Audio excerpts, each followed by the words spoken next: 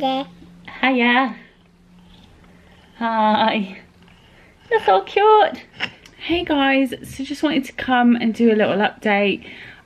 This morning I was going to do a haul, and Chris after a hospital appointment, and with some news that kind of changed my mood, and I thought I'd just come on and film because I'm quite honest with you guys and open about what's been going on with him. And I know there's a lot of people who follow me. So Albert is here leaning against my foot. There's quite a few of you who I know have the same condition as Chris, and I'd be really interested to hear your input, or maybe you've been in the same situation.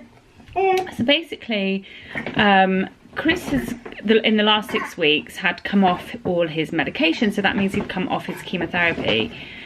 And the chemotherapy that he takes is called hydroxyurea, and that is what keeps his platelets in check.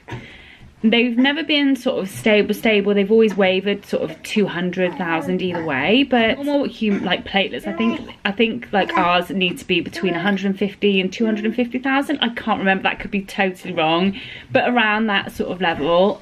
People with Chris's conditions have high platelets, and they're not just high platelets, but they're like deformed bad cells as well. So Chris's platelets at the moment are in the 1.2 million.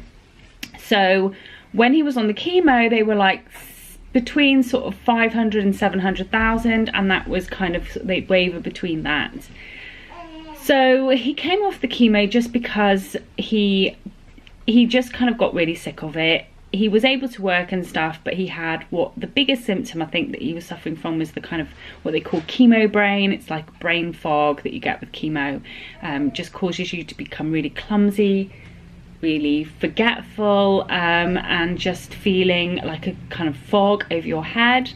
There was again, of course, the nausea on top of that, and the just kind of fatigue on top of the original fatigue that he has with the ET.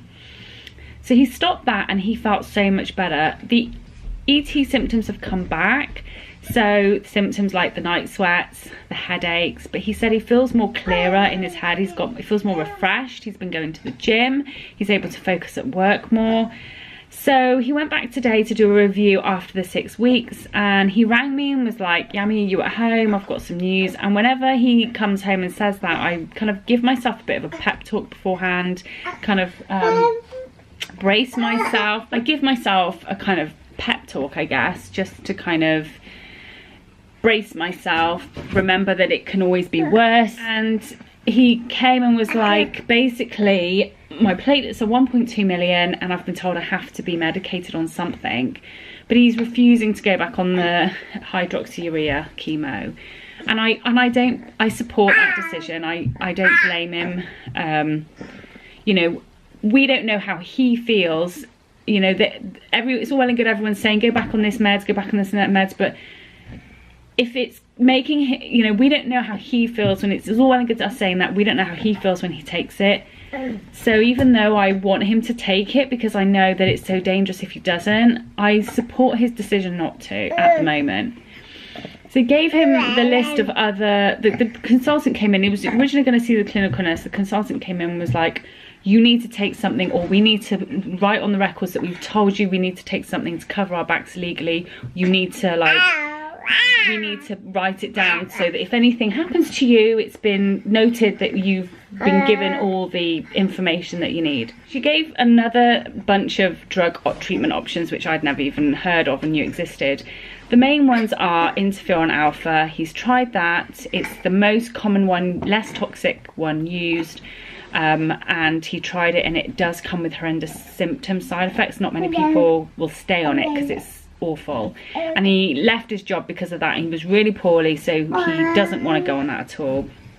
It wasn't a quality of life at all. Then he tried the hydroxyurea, that's the chemo. The other drug is a drug called enigrolide, and enigrolide, I think I'm saying it correctly, was originally created for heart patients, and it's very good at bringing platelets down. However, it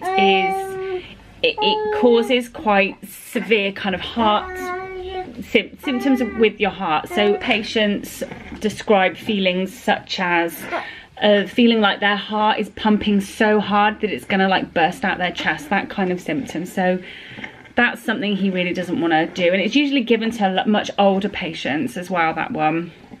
So then they offered other ones, and there's one called Balsafan, which you may have heard of if you've heard of stories such as children with neuroblastoma. It's a very serious, harsh chemotherapy drug. However, he was told that whilst it will bring the platelets down, it will almost 90% chance, or highly likely, turn into acute myeloid leukemia. So that was great to hear. The next one after that was radioactive phosphorus, and basically he'd have to give up his job, he'd have to go into hospital, and even we wouldn't even be able to visit him because he'd be completely radioactive and in isolation, and that would be that. So that's our choices. Now there is one more choice, and this is the choice that I'm pinning my hopes on, but Chris is still a bit ambivalent about it. So I mentioned the interferon alpha. There's a new drug that's kind of that drug remodified called pegylated interferon, and it's basically 1 injection a week as opposed to 3 times a week. The symptom is supposed to be modified to make the symptoms far less, and people do very well on it. Some people do really well on it, and it has, all interferon has been known to cause remission in this cancer. It cannot be cured, but it can go into remission. Some people go into remission. However, in this area where we live, they don't have it. We'd have to find funds from somewhere. I think it's something like £10,000 a month. Oh dear. Oh dear. I think it's something like £10,000 a month. It's very expensive. I know the NHS will fund it, but we need to kind of release the funds from somewhere. I don't know. Other places in the country do it, and that's, yeah, great. However, I think just the fact that it's interferon makes Chris very anxious, understandably, given his last experience with an interferon drug. And I think it's that initial dose he's worried about. He's worried about his job. He has a very good, well-paid job, and it's good. The hours aren't great at the moment, but he is working a lot extra anyway to save. But, you know, generally it's good. It's a good atmosphere, and he doesn't want to lose that. And I respect that. So there's a lot to weigh up. It could be also 20 to 30% of people don't tolerate interferon. So he could be one of those 20 to 30%. And he says he's not being negative, but he believes that he is one of that 20 to 30%. But I guess you can only know, and you know, you need to kind of find out. My biggest worry with interferon is actually one of the bigger symptoms with it, or certainly with the pegylated interferon, is clinical depression. So that really worries me. That's the biggest side effect that worries me. So he came over and was like, you know, for the first time in my life, I mean, I don't know what to do. And I said, well, I don't really know what to do. And I said, you've got to do what's right for you. And he said, well, what happened? Because the doctor was like, you know, you could drop down dead. You could, you know, if you get a clot in your lung or somewhere, that's bad enough. But apparently if he gets a clot in his bowel, that's him gone. Like, that's him dead. There's a lot to worry about. There's a lot to think about. And he said, well, what happens if I drop down dead tomorrow? You know, I know it was obviously upsetting, but will you be angry with me? Will you be wishing I took medication? And I thought about it, and I thought, no, I wouldn't. Because if I know Chris is happy and he's able to do the things he loves, like going to the gym because his mind's clear and he's clear. Yes, I know it sounds a bit backward, but I've seen him when he's been really ill on the drugs, and it's bloody horrible. And I would rather he was happy and feeling good than the way he feels when he's on the drugs. It's a really hard one. Again, he's young, we have a family, so there's that to think about. Yeah, so that's where we're at the moment, and that's why I feel like maybe my video that I'm glad that I've got this out now, so I'm probably going to go ahead and film my haul. But I felt like I didn't want to just film it and not say what was on my mind, because that's probably why I look a bit kind of tired, a bit kind of like my eyes look like I've been crying. I have also been up all night with Albert and Sebastian, who have both had really bad chests, so I've been up all night with them, so I look horrendously tired. But if any of you guys who have ET can shed light on this, or anyone, just please do. Like, what would you do? What would you do?